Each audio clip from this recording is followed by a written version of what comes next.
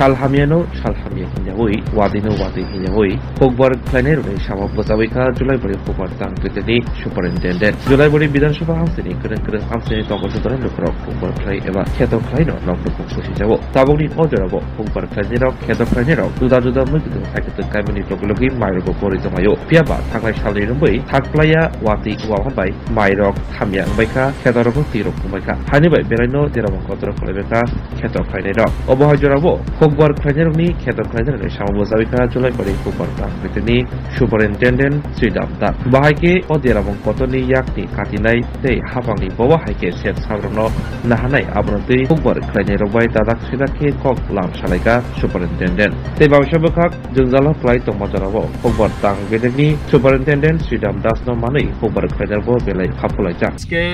পশ্চিম চরকবাই কালীবাড়ি মাঠে এখানে আমরা ফ্লাড এফেক্টেড কৃষকদের জমি পরিদর্শনে আসি। তারপরে এই আমাদের রাস্তার ওপারে আছে পশ্চিম চরকবাই, এটা হচ্ছে চরকবাই কালীবাড়ি মাঠ। তো এখানে আমার সাথে এখানকার এলাকার যারা ক্ষতিগ্রস্ত কৃষকরা এখানে অনেকে আছেন, আমাদের স্টাফরা আছেন। তো গতকালকে থেকে আমরা জুলাইবাড়ি ব্লকের সমস্ত ফ্লাড এফেক্টেড এরিয়াগুলি আমরা পরিদর্শন করি, সরজমিনে দেখেছি যে এখানে অত্যন্ত বেশি পরিমাণে গতবারের তুলনায়ও, গতবারে একটা ফ্লাড হয়েছিল নভেম্বর মাসে, কিন্তু এটার থেকেও অনেক বেশি পরিমাণ জমি এবং কৃষক ক্ষতিগ্রস্ত হয়েছেন। কারণ আমরা দেখেছি প্রায় 80% উপরে জমি কিন্তু কৃষকরা ধান রোপণের কাজ শেষ করেছিলেন, কিন্তু অধিকাংশ ধান এখন জলের নিচে, এবং যারা জ্বালা বিছনা তৈরি করেছেন, চারা তৈরি করেছেন, সেগুলিও কিন্তু জলের নিচে। তো যদি 72 ঘন্টা থাকে তাহলে সেগুলির অধিকাংশ কিন্তু নষ্ট হয়ে যাওয়ার সম্ভাবনা বেশি।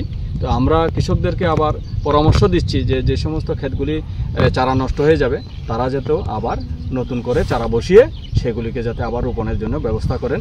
তো আমাদের কাছে কিছু যে বীজ অ্যাভেলেবেল আছে বিভিন্ন জায়গাতে, কৃষকের হাতে বা অন্য জায়গাতে খোঁজ আছে, এগুলি আমরা তাদেরকে ইনফরমেশন দিয়েছি বীজগুলো কালেকশন করার জন্য।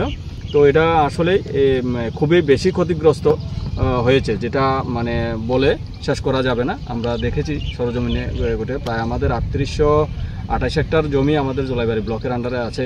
এখনও পর্যন্ত আমরা গত পরশুদিন পর্যন্ত আমাদের 3100 হেক্টরের মতো জায়গা আমরা রোপণের কাজ শেষ করেছিলাম, কিন্তু এর মধ্যে পুরো এরিয়াটাই আমাদের কিন্তু ক্ষতির আওতায় চলে এসছে।